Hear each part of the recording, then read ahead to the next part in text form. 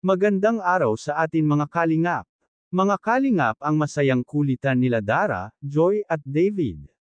Pero bago po yan mga kalingap, kung bago pa lamang kayo sa channel ko, baka naman po pwedeng pa-like and subscribe my channel para lagi po kayong updated sa aking videos.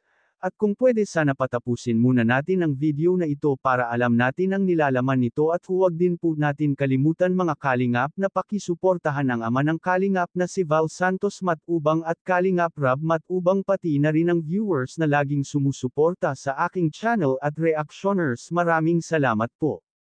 Mga kalingap, magkakasamang namasyal sila Joy, Dara at David sa SM para lang bilhan ito ni David si Dara ng charger ng kanyang cellphone.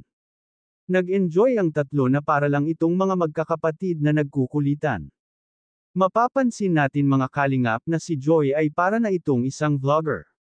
Siya na ang kumukuha ng patago dahil bawal itong mag-video sa kanilang binibilan. Kaya patago itong nag-video si Joy gamit ang cellphone ni David habang bumibili ito si Dara at David ng charger at SIM card. Birthday pala ito ni David kaya naisipan niya itong e-bonding ang dalawang kalingap angels. Tuwang-tuwa naman ito si Dara at nagpasalamat kay David dahil niliber niya ito si Dara ng charger, para na din nagturingan ito si Joy at Dara na mag-ate, at sobrang close itong dalawang kalingap angels, kaya mga kalingap. Hanggang dito na lang po muna ang update natin sa bonding ni na Joy, Dara, David.